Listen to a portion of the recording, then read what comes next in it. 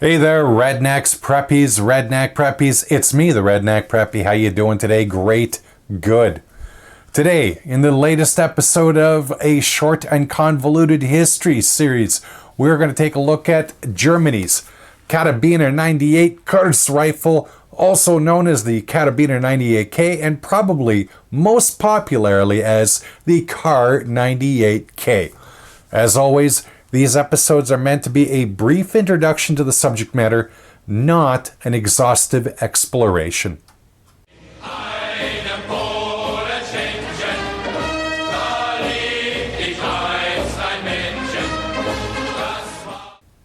Let us travel back to 1934 to Nazi Germany. For years, the country had been covertly rearming itself in direct violation of the 1919 Treaty of Versailles. Germany had been using a bit of a dog's lunch when it came to arms for its military, mostly the Gewehr 98, but which may have also included the Mauser model 1924 or 33, depending on which date you prefer. 1924 being the date it was developed, or 1933, the year it actually hit full-scale production. The Model 24 was derived from the Gewehr 98, a Mauser rifle that had been in military service since 1898 and lasted until 1935. The Model 24, according to Mauser, was known as the Gewehr für Deutsche Reichspost, or Rifle of the German Post Office, because it was only sold to that organization. In reality, a good number of the rifles were actually bought by the stormtroopers, also known as the SA, and the SS. Now, it's likely that some of these rifles also made their way to the Wehrmacht, though I haven't seen much evidence. Outside of Germany, the rifles were also exported to China, where it was used by nationalist forces, Bolivia, Honduras, and Paraguay, among others. Of course, that left Germany's army still fielding the aforementioned Gewehr 98. So in 1934, the Heereswaffenamt, or Army Weapons Agency, made the call for a new infantry rifle. Apparently, the German military finally realized, or just got around to acting on the realization, that soldiers didn't need a rifle that was as tall or taller than they were. The resulting rifle, the subject of today's video, was in the best tradition of Mauser's rifles, an iterative improvement rather than a revolutionary new Wunderwaffen. The Karabiner 98k was essentially derived from both the Model 1924 and Gewehr 98. Okay, so now here's where all the Karabiner talk can get a little confusing for folks, so I'm going to go through all of this a little slowly for you. Now, the first Karabiner was the Karabiner 98A, capital A, that's going to become important, which first came into service in 1902 and had a shorter barrel in comparison to the Gewehr 98. Now, there were problems with this rifle with the new S-Patron cartridge and its Spitzer bullet, so they stopped production of it in 1905. Next up is the Karabiner 98AZ, which came into service in 1908. The AZ stands for, and God help me on this pronunciation, Aufplans- und Zusatz-Menset-Vorrichtung, which means with bayonet attachment point and stacking rod. God, I love German some days. Anyway, they made this rifle for the cavalry and support personnel, among others, and cranked out about a 1.5 million of them by the end of the First World War. To confuse things further, because why should we make things simple, in 1923 the Germans redesignated the rifle as Karabiner 98A, small a. But wait, there's more. We now get to the Karabiner 98B, which was introduced in 1923 and ostensibly a shortened Gewehr 98. In reality, the 93B was only called a carbine as a dodge around Treaty of Versailles restrictions.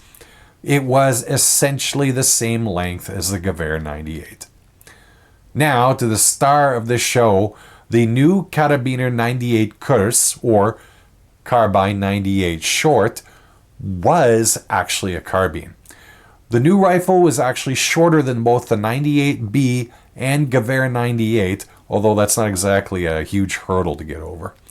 The 98K is 43.7 inches or 1.11 meters long, while Daddy Gewehr 98 comes in at 49.2 inches or 1.25 meters in length.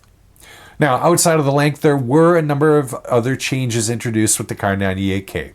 The old Langmusier sight, which had rolled on since the Gewehr 98, was replaced with a new tangent leaf sight, while the front sight saw the addition of a hood to protect it out in the field and help cut down on glare. The bolt was also changed from a straight handle to a turn down.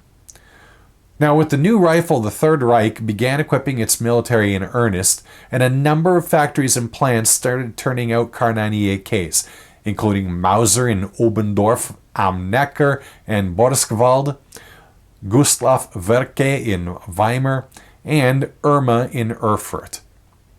Now, the Wehrmacht wasn't the only beneficiary of the new rifle. The Germans also exported it to a few other countries, including Sweden, Japan, China, and Portugal. Exports didn't last long, however, as the Germans began pulling back on foreign sales in order to concentrate on equipping its own military ahead of Hitler's planned wars. Of course, the rifle's greatest use was by the German military during what would become the Second World War.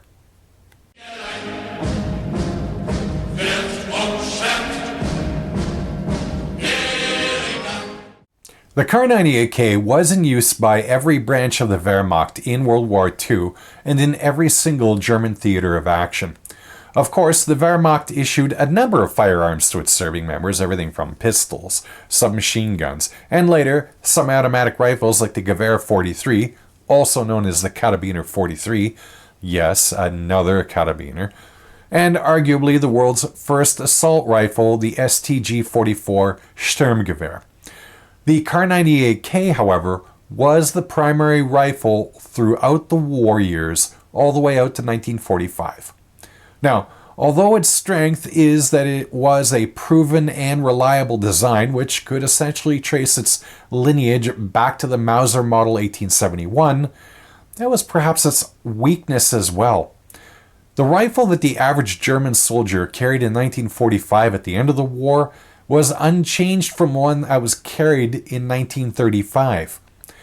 Why that is a subject for debate. Some people have attributed it to the demands made by other equipment needs, such as tanks and airplanes, while others make the case that institutional players slow-walked the introduction of semi-automatic and select-fire rifles for various reasons. Of course, that's not to say that there weren't variants of the Kar 98K over the years of the war in response to various needs. The most well-known example is probably the sniper variant. The Germans made the odd decision, based on some belief that new battlefield tactics would make snipers unnecessary, not to design the Kar 98K with the ability to easily accept a mounted optic. The war, particularly in the Soviet Union, taught them that was a poor decision. So there were a number of ad hoc mounting systems and optics developed over the coming years.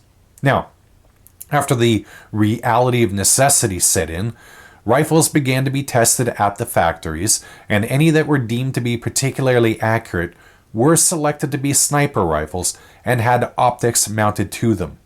Now, one thing you will notice is that the optics were all mounted fairly high on the rifle, not exactly something that a sniper would prefer. Unfortunately, there was no way around that because a low-mounted optic would interfere with the operation of both the bolt handle and the safety lever in the back. Also, because of a lack of built-in attachment options, a machinist was required to attach a mount and optic to a rifle. At the end of the day, the Germans used a number of optics which ranged from 4-power, the ZF-39 that most people are familiar with, to 8-power sights, and with a number of different mounts. Now, there were also some experimental Kar 98Ks, which included paratrooper versions, some of which had folding stocks, while others had removable barrels. The need for a shortened version of the Kar 98K lessened, however, after 1941 when the Germans essentially stopped airdropping soldiers, so development on that project largely ended around then.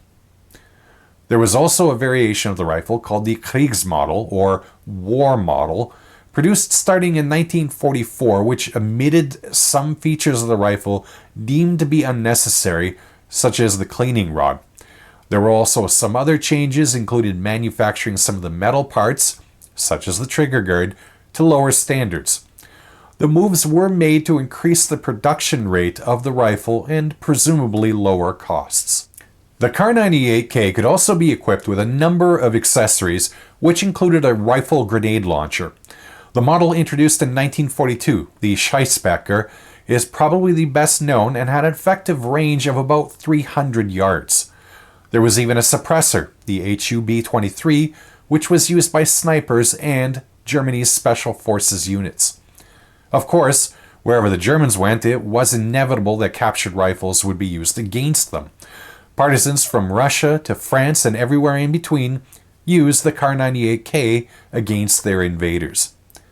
By the end of the war, Germany had produced over 14 million of the rifles.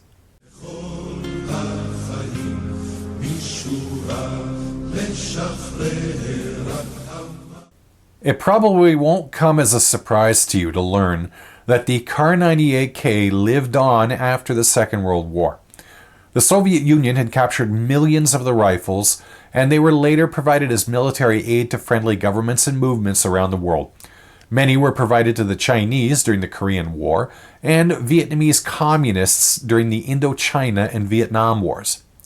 Nations including France, Norway, and Yugoslavia either used captured Kar 98K rifles, or, in the cases of both France and Yugoslavia, also produced new rifles, although in the latter's case, the M48 was more influenced by the Model 1924. And perhaps not surprisingly, both East and West Germany made some use of the rifle post-war. Spain produced their own version of the rifle, dubbed the M43, which was a blend of both the Kar 98K and the Model 1924. In what is perhaps the bitterest example of its use was that by Jewish partisans in what would become Israel. After World War II, the Haganah, predecessor of the Israeli Defense Force, bought a large number of German Kar 98K rifles. Although efforts were made to remove the Waffenamt markings of the Third Reich, there were many rifles carried by future Israelis that carried the mark of the very people who had tried to murder them just a few years earlier. Those and new manufactured Kar 98Ks from companies like Fabrique Nationale served Israel until the 1970s. The rifle still surfaces in combat. American soldiers bumped into insurgents armed with Kar 98Ks during the Second Iraq War. They were also seen in the hands of armed forces in Libya during that country's civil war, and I've heard that ISIS troops even used them as well. The Kar 98K is still in use by Germany's military today, specifically their honor guard. Many of those rifles continue to have their Waffenamts intact decades after the war, and were only finally removed in the mid-1990s due to a political uproar over the issue. Frankly, the list of countries and non-state entities which used the rifle both during and after the Second World War is so long that it would really take several minutes to list them all.